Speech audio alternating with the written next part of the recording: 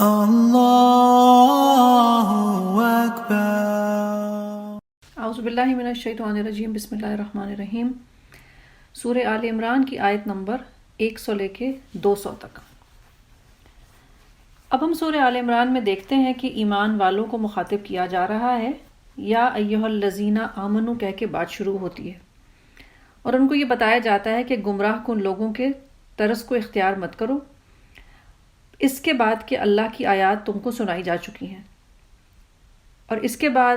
وہ اصل بات جس کی تمہید میں اللہ تعالیٰ نے سورہ آل عمران کی 100 آیات نازل کی، ان سے اب مسلمانوں کو آگاہ کیا جا رہا ہے۔ اللہ تعالیٰ فرماتے ہیں،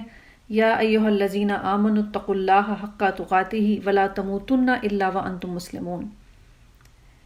اے لوگو جو ایمان لائے ہو، اللہ کا تقوی اختیار کرو اور تمہیں موت نہ آئے مگر اس حال میں کہ تم مسلم ہو۔ زندگی بھر تقوی کی حالت میں رہنے کا حکم۔ تقوی کے معنی کیا ہوتے ہیں؟ بچنا یا پرہیز کرنا۔ اگر اللہ تعالیٰ نے حکم دیا ہوتا کہ ہر حال میں نیک اعمال کرتے رہو، تو انسان ہونے کی حیثیت سے ہمارے لیے یہ کام ناممکن ہو جاتا، لیکن اللہ نے حکم یہ نہیں دیا کہ ہر وقت نیک اعمال کرو، بلکہ اللہ نے کہا کہ برائی سے بچو، اور یہ کام ہر انسان اپنی استطاعت کے مطابق آسانی سے کر سکتا ہے۔ اس راستے پر چلنے کی ہمت، توفیق اور علم سب اللہ کی طرف سے ہی ہوتا ہے، اور اس کا مسلسل انتظام اللہ تعالیٰ نے قرآن کی صورت میں کر دیا۔ قرآن کی مثال ایک رسی کی سی دی گئی ہے، جس کا ایک سرا اللہ کے ہاتھ میں ہے اور دوسرا ہمارے ہاتھ میں۔ جو بھی چاہتا ہے کہ وہ اللہ تک پہنچ جائے، وہ اس قرآن کو تھام لے تو اس کی منزل آسان ہو جائے گی۔ بظاہر تو یہ بات بہت آسان اور سیدھی لگتی ہے، لیکن دنیا کی حقیقت یہ ہے کہ مذہب کے نام پر آج جتنے جھگڑے ہوتے ہیں اور انسان جس طرح کی الجھنوں کا شکار ہیں، اس کا کوئی حل انسانوں کو نہیں نظر آتا۔ لیکن اگر غیر جانبداری کے ساتھ دیکھا جائے تو مسئلہ مذہب نہیں ہے، بلکہ انسانوں کی انا اور ضد ہے۔ جب بھی کوئی جھگڑا یا اختلاف ہوتا ہے تو وہ اس لیے سلجھ نہیں پاتا کیونکہ انسان خود نہیں چاہتے کہ وہ ان مسئلوں کو حل کر لیں۔ اسی لیے اللہ نے ہمیں حکم دیا ہے کہ اللہ کی رسی کو مضبوطی سے تھامو اور آپس میں تفرقے میں مت پڑو۔ آپ خود اپنے ذہن میں ایک منظر کو تصور کر کے دیکھیں کہ اگر آپ زمین پہ کسی ایسی جگہ ہوں جہاں آپ محفوظ نہ ہوں، اور آسمان سے ایک رسی آپ کی طرف آئے جو آپ کو اوپر اٹھا کر زمین پر موجود خطرات سے بچانے والی ہو، لیکن جب وہ رسی آپ کو اوپر اٹھا رہی ہو، اس وقت آپ زمین پر اپنے رہنے والے دوسرے ساتھیوں کے ساتھ لڑائی جھگڑے میں مشغول ہو جائیں، تو باوجود اس کے کہ وہ رسی آپ کو لے کر اوپر کی طرف بڑھ رہی تھی، لیکن آپ کی گرفت اس رسی سے ڈھیلی ہو جائے گی اور یقیناً آپ اوپر اٹھنے کے بجائے نیچے کی طرف آ جائیں گے۔ یہی حال رسول اللہ صلی اللہ علیہ وسلم کی آمد سے قبل عرب کا تھا۔ کہنے کو تو وہ بڑے بڑے سرداران تھے، لیکن آپس کے جھگڑوں کی وجہ سے ہر وقت پریشانیوں میں مبتلا رہتے۔ چھوٹے چھوٹے مسئلوں پر اگر جنگیں شروع ہو جاتی تو وہ سالوں سال چلتی رہتی۔ اللہ تعالیٰ نے اسلام کے بعد صحابہ کرام کو جو ایک بہت بڑا انعام دیا، وہ ان کے درمیان بھائی چارہ اور محبت تھا، ورنہ وہ طرز زندگی جو عرب کا تھا وہ صرف انہیں جنگ کی آگ کی طرف لے جاتا تھا، اور نہ صرف دنیا میں وہ اس آگ میں جل رہے تھے بلکہ اپنی آخرت کو بھی وہ اسی طرح برباد کر رہے تھے۔ اللہ تعالیٰ نے اسی لیے سب کو حکم دیا کہ سب مل کر اس رسی کو تھامیں اور تفرقہ بازی سے بچیں۔ اسلام اپنے مزاج کے اعتبار سے ایک جماعتی سوچ رکھتا ہے۔ اس بات کا مطلب کیا ہے، اس کو سمجھنا بہت ضروری ہے۔ بالکل اس طرح سے جیسے کہ برف اپنے مزاج یا تاثیر میں ٹھنڈی ہوتی ہے، آگ اپنے تاثیر میں گرم ہوتی ہے، اسی طرح کچھ مہینے، موسم، شہر یا کھانے پینے کی چیزوں کے بارے میں ہم جانتے ہیں کہ ان کے مزاج کیا ہوتے ہیں، ان کے خواص کیا ہوتے ہیں، اور ان سے کوئی بھی معاملہ کرتے وقت ہم پہلے سے ہی یہ بتا سکتے ہیں کہ فلاں شہر یا فلاں موسم یا فلاں کھانے کو کسی سال کے خاص حصے میں استعمال کیا جائے گا تو کیا ہوگا، اور ہمارا یہ سب کچھ جاننا صرف ان چیزوں سے فائدہ اٹھانے کی خاطر ہوتا ہے۔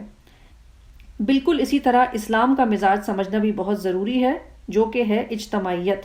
اس کا مقصد انسانوں کی مجموعی بھلائی ہے، اور اس کا طریقہ کار اسلام نے یہ پسند کیا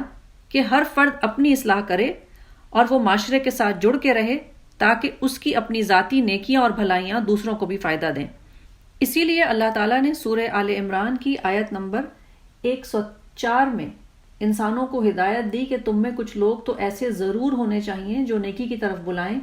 بھلائی کا حکم دیں اور برائیوں سے روکتے رہیں، جو لوگ یہ کام کریں گے وہی فلاح پائیں گے۔ اس امت کو اس انتظام کی ہدایت کی گئی ہے جو اللہ کی رسی کو مضبوطی سے تھامنے اور لوگوں کو ساتھ مل کر اس کے اثرات کو دور تک پھیلانے کا کام کرنے والی ہے۔ اسی لیے مسلمانوں کو ایک ایسے گروہ کا قیام کا حکم دیا گیا جو لوگوں کو نیکی اور بھلائی کی دعوت دیں اور منکرات سے بچنے کی تاکید کریں۔ فلاح صرف اسی صورت میں ممکن ہے۔ معاشرے میں نیکیوں کا قیام اور برائیوں کا ختم کرنا، اصل میں یہی وہ کام تھا جس کے لیے اللہ تعالیٰ نے نبیوں کو انسانوں کی طرف بھیجا۔ ہر نبی نے اپنی قوم کو یہی بتایا، لیکن پچھلی امتوں نے اختلاف اور انتشار میں پڑھ کر اس ذمہ داری کو بھلا دیا اور اللہ کی رسی کے بجائے غیر اللہ کے پھندے اپنی گردنوں میں پھنسا لیے۔ تو آخرت میں بھی اللہ تعالیٰ نے ان کے لیے تباہی کا سامان پیدا کر دیا۔ چونکہ پچھلی امتیں صرف اپنی دنیا بنانے میں لگ گئیں اور اپنی ذمہ داریاں ادا نہ کر پائیں، اسی لیے اللہ کے رسول صلی اللہ علیہ وسلم کے ہاتھوں ایک ایسی قوم کی تیاری کروائی گئی جو صرف اپنے فائدے اور نقصان کے بجائے انسانوں کی بھلائی کی بات کرے۔ ایسی امت کو خیرہ امت کہا گیا۔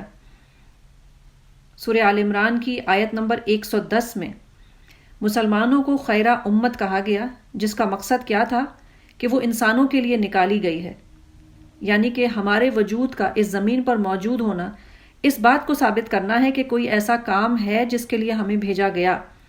اور اللہ پر ایمان لانے کا اصل مقصد اور کلمہ طیبہ یہی تقاضا کرتا ہے۔ اسی لیے آیت کے آخری حصے میں اللہ نے یہ بھی فرمایا، یہ اہل کتاب ایمان لاتے تو انہی کے حق میں بہتر تھا، اگرچہ ان میں کچھ لوگ ایماندار بھی پائے جاتے ہیں مگر ان کے بیشتر افراد نافرمان ہیں۔ حالانکہ اہل کتاب اپنے زمانے میں اپنے اپنے انبیاء پر تو ایمان لائے تھے، تو اللہ تعالیٰ نے اس طرح کیوں کہا؟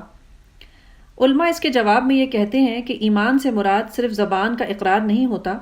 بلکہ اصل میں اللہ کے بتائے ہوئے اصولوں کی بنیاد پر معاشرے کا قیام بھی ہوتا ہے۔ اہل کتاب نے چونکہ یہ کام نہیں کیا، اسی لیے کہا جا رہا ہے کہ اگر وہ یہ کام کرتے تو ان کے حق میں بہتر ہوتا، لیکن وہ مغضوب اور ضالین بن گئے۔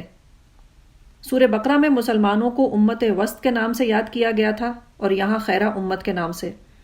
حاصل کلام بات یہ ہے کہ یہ سارے القابات اور انعامات ہم سے تقاضا کرتے ہیں کہ ہم اپنی زندگی پہ غور کریں، سوچیں کہ ہماری زندگی کا مقصد کیا ہے۔ اگر دنیا میں ہر طرف پریشانیاں ہیں اور حالات خراب ہیں تو کیا ہم صرف نماز روزہ یا کچھ اور مناسک ادا کر کے بچ جائیں گے؟ کیونکہ یہی سوچ تو پچھلی امتوں کی بھی تھی اور وہ دربار الہی میں ناکام ٹھہرے۔ گویا کہ اعلیٰ منصب کے لوگوں کی اعلیٰ صفات ہونی چاہیے، ایمان عمل صالح کے بغیر اور اچھا کام ایمان کے بغیر اللہ کے یہاں معتبر ہی نہیں۔ مدینہ میں رہنے والے اہل کتاب اچھی طرح یہ بات جان چکے تھے کہ ان سے کیا کیا غلطیاں ہوئی ہیں، جس کی وجہ سے انسانوں کی رہنمائی کا اعلیٰ منصب اب ان کے بجائے اہل عرب کو دیا جا رہا ہے، لیکن اپنی غلطی پر نادم ہونے اور توبہ کرنے کے بجائے وہ الٹا مسلمانوں پر تان اور تشنا کرنے لگے۔ اسی وجہ سے اللہ تعالیٰ نے ان کے اوپر ذلت مسلط کر دی۔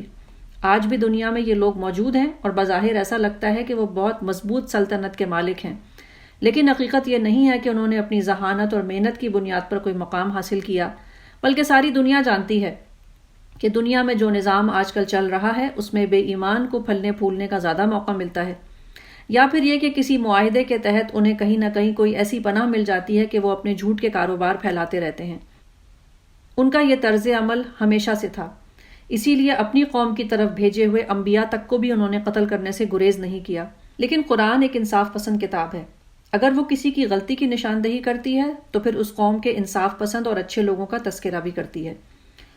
اسی لیے قرآن ہمیں بتاتا ہے کہ اس قوم کے کچھ لوگ ایسے بھی ہیں جو سیدھے راستے پر ہیں، راتوں کو عبادت کرتے ہیں، سجدہ کرتے ہیں، اللہ اور آخرت پر یقین رکھتے ہیں، اسی لیے نیکی کا حکم دیتے ہیں، برائیوں سے روکتے ہیں، عمل صالح میں مصروف رہتے ہیں۔ اس کے مقابلے میں کچھ لوگ ایسے بھی ہیں جو صرف اپنے مال اور اولاد کی محبت میں گرفتار ہو کر برے کام کرتے ہیں۔ اللہ تعالیٰ نے ان کے اعمال کی مثال ایک کھیت کی سی دی ہے جس پر کسان نے بڑی محنت کی ہو، لیکن ایک رات نہایت سرد ہوا چلے اور کھڑی فصل کو اس وقت تباہ کر دے جب کسان اس کو کاٹ کر اس سے پیسہ کمانے والا ہو، یعنی ساری محنت اکارت ہو جائے۔ مدینے میں مسلمان اہل کتاب کے ساتھ رہتے تھے۔ قرآن میں اللہ تعالیٰ نے مسلمانوں کو تنبیہ کی ہے کہ اگر مسلمان سمجھ بوجھ سے کام نہ لیں تو کہیں ایسا نہ ہو کہ وہ کسی پریشانی میں پھنس جائیں، کیونکہ بہت سے لوگ ان میں ایسے تھے جو مسلمانوں کے راز جان کر ان کو نقصان پہنچانا چاہتے تھے۔ بظاہر اچھے نظر آنے والے یہ لوگ اپنے دل میں حسد اور کینہ چھپائے رکھتے تھے۔ اگر مسلمانوں کو کسی چیز کا فائدہ ہوتا تو انہیں بہت برا لگتا، لیکن پھر بھی اللہ نے مسلمانوں کو تسلی، امید اور اپنی طرف سے وعدہ بھی یاد دلایا ہے کہ اگر مسلمان صبر اور تقوی سے کام لیں گے تو ان کو کوئی بھی نقصان نہیں پہنچا سکتا۔ مسلمانوں کو اس کے ساتھ ساتھ یہ بات بھی بتائی گئی کہ جب بھی زندگی میں انہیں کسی مشکل اور شکست کا سامنا ہو تو وہ سب سے پہلے اپنی طرف دیکھیں، یعنی کہ بجائے دوسروں پر الزام لگانے کے کہ کسی دوسرے نے میرے ساتھ دشمنی کی، وہ اپنے ایمان کی حالت پر غور کریں۔ اگر ان سے اطاعت کے معاملے میں کوئی کوتاہی ہوئی ہے تو ہو سکتا ہے کہ زندگی کی مشکلات کی یہی وجہ ہو۔ اس کی مثال غزوہ احد کے واقعات سے دی گئی۔ سورہ آل عمران میں اللہ تعالیٰ نے ان واقعات کا تذکرہ کیا ہے کیونکہ اس غزوے میں مسلمانوں کو وقتی ناکامی کا سامنا کرنا پڑا، جس کی وجوہات ان کے اپنے اندر موجود تھیں۔ شوال 3 ہجری میں قریش کا 3000 کا ایک لشکر ساز و سامان سمیت مدینے پر حملے کی غرض سے روانہ ہوا۔ رسول اللہ صلی اللہ علیہ وسلم اور چند تجربے کار صحابہ کی رائے یہ تھی کہ بجائے باہر نکلنے کے مدینہ شہر میں رہ کر اپنا بچاؤ کیا جائے، لیکن کچھ نوجوان صحابہ ایسے تھے جنہیں بدر میں جنگ کا موقع نہیں ملا تھا۔ وہ شہر سے باہر نکل کر لڑنے کے لیے بے قرار تھے، اسی لیے آخر کار سب کے مشورے سے فیصلہ یہ ہوا کہ باہر نکل کے میدان جنگ میں کفار کا مقابلہ کیا جائے گا۔ رسول اللہ صلی اللہ علیہ وسلم 1000 افراد کے ساتھ ابھی کچھ دور ہی چلے تھے کہ منافقین کا سردار عبداللہ بن ابی یہ کہہ کر اپنے 300 افراد کو لے کے واپس چلا گیا کہ میری تو رائے یہ تھی کہ مدینہ شہر میں رہ کر اپنی مدافعت کی جائے، اب چونکہ میرا مشورہ نہیں مانا اس لیے میں آگے نہیں جاؤں گا۔ حالانکہ حقیقت کی بات تو یہ تھی کہ رسول اللہ صلی اللہ علیہ وسلم خود شہر مدینہ کے اندر رہنا چاہتے تھے، باہر میدان میں نکل کے لڑنا نہیں چاہتے تھے۔ لیکن اسلام کا مزاج یہ ہے کہ اگر سب لوگوں کے مشورے سے کوئی فیصلہ ہو جائے تو پھر اس فیصلے پر عمل درآمد کیا جائے گا۔ سب لوگ فائدے اور نقصان کے حصے دار بنتے ہیں۔ جب یہ 300 افراد واپس چلے تو مسلمانوں کے لشکر میں ایک پریشانی اور اضطراب پھیل گیا، اور 2 قبائل بنو سلمہ اور بنو حارثہ جو کہ منافق نہیں تھے لیکن اس پریشانی کے عالم میں وہ بھی واپس پلٹنے لگے۔ لیکن بعد میں جب صحابہ کرام نے انہیں بتایا تو وہ واپس بھی آ گئے۔ اب یہ 700 افراد پر مشتمل لشکر احد پہاڑی کی جانب چلا۔ وہاں کفار 3000 کی تعداد میں تھے۔ اللہ تعالیٰ نے مسلمانوں کو ہمت دلائی کہ اللہ 3000 فرشتے اتار کر آپ کی مدد کرے گا، بلکہ مزید یہ خوشخبری بھی دی کہ اگر مسلمان اپنا ایمان مضبوط رکھیں گے، صبر اور تقوی سے کام لیں گے تو اللہ 5000 فرشتے اتار کر ان کی مدد کرے گا۔ قرآن پڑھنے والے لوگ سوچتے تو ضرور ہوں گے کہ اگر اللہ کو فرشتے اتارنے ہی تھے تو کبھی 3 اور کبھی 5000 کی تعداد بتانے کی کیا ضرورت تھی، بلکہ یہ بھی ہو سکتا ہے کہ ایک ہی فرشتہ آئے اور ان 3000 کفار کی فوج کو تباہ کر دے۔ اس بات کا جواب اللہ تعالیٰ نے کچھ اس طرح سے دیا ہے کہ اصل میں اللہ یہ چاہتے تھے کہ مسلمانوں کے دلوں کو اطمینان اور خوشی نصیب ہو جائے۔ اس بات میں ہمارے سیکھنے کے لیے بھی ایک بڑا اہم نقطہ ہے، اور وہ یہ ہے کہ جس زمانے میں آج میں اور آپ رہتے ہیں وہاں ہر وقت ہمیں بڑی بری خبریں ملتی رہتی ہیں۔ لوگوں میں بری خبریں پھیلانا اور ایسی باتوں کا رواج دینا جن سے ان کے اندر گھبراہٹ پیدا ہو جائے، یہ کوئی اچھی بات نہیں۔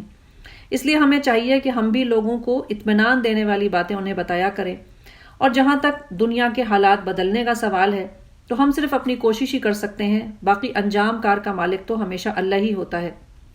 اللہ تعالیٰ جس کو چاہتا ہے آسانی عطا کرتا ہے، جس کو چاہتا ہے مشکلات میں ڈال دیتا ہے،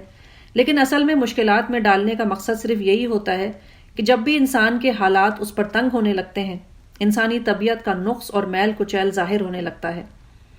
اللہ تعالیٰ اسی لیے ہمیں مختلف ادوار سے گزارتا ہے تاکہ ہم اپنی بیماریوں کو پہچانیں اور ان کا علاج کریں۔ جنگ احد کی تیاری سے لے کر اس وقت تک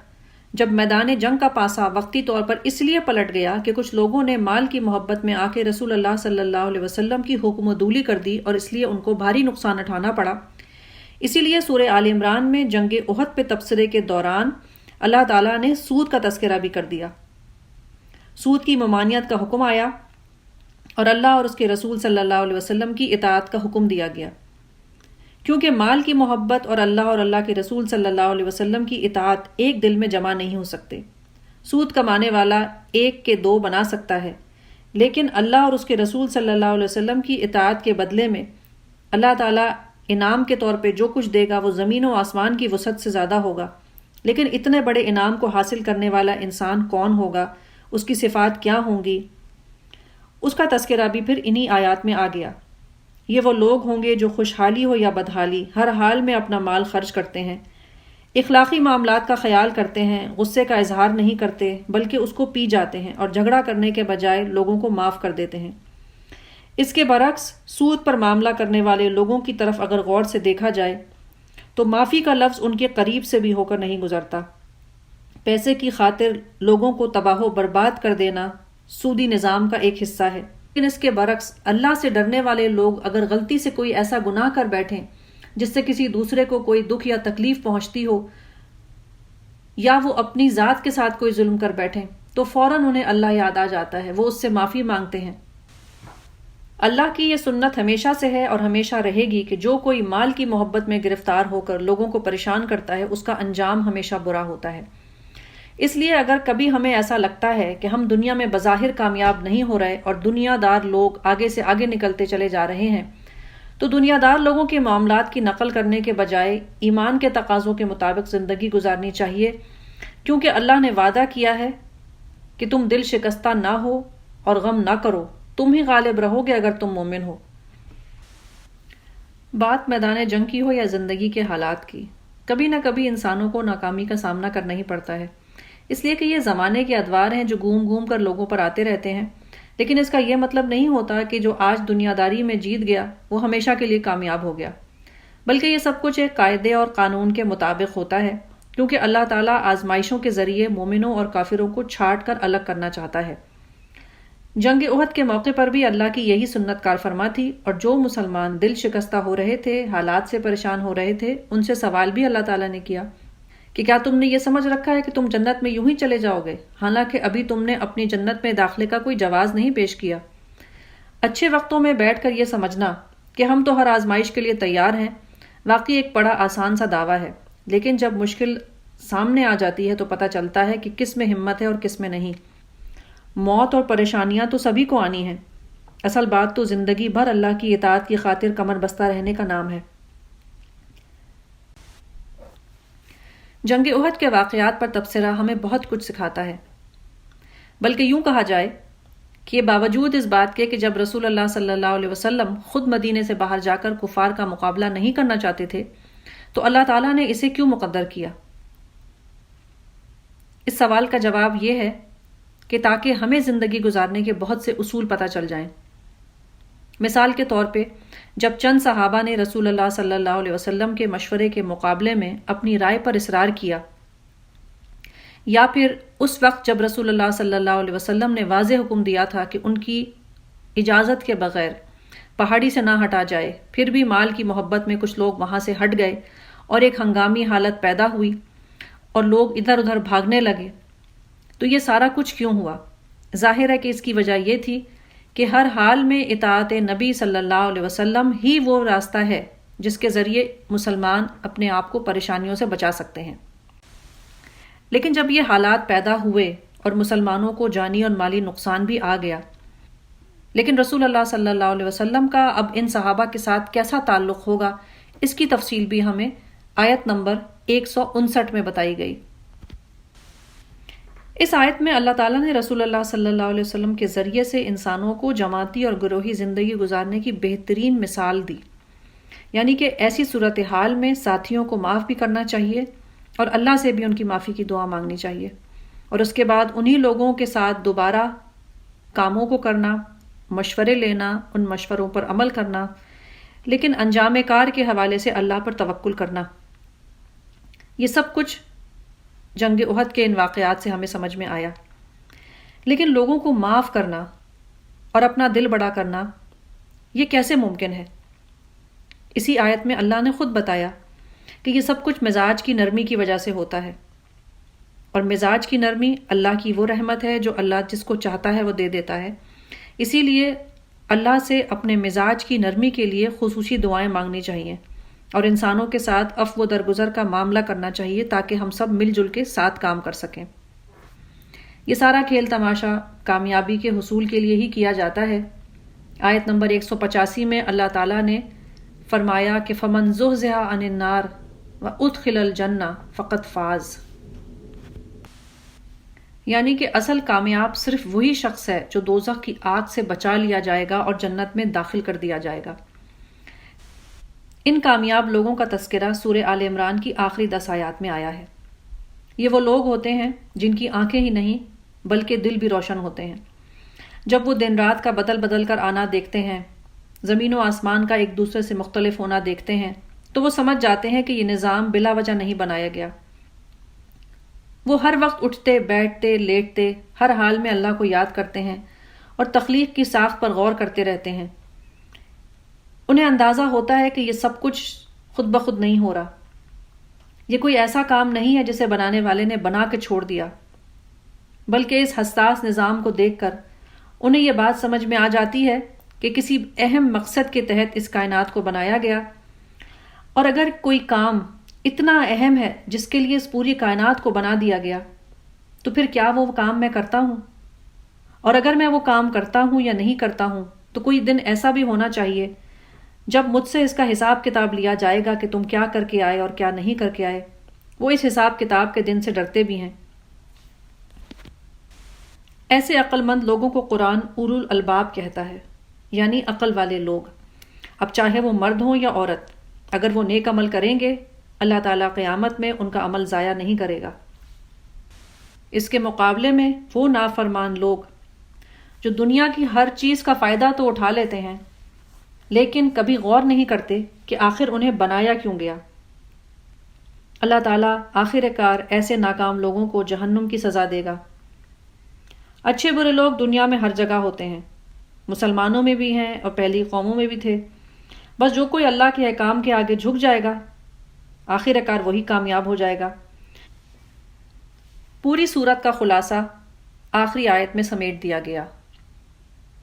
اے لوگو جو ایمان لائے ہو، صبر کرو، مصابرت کرو،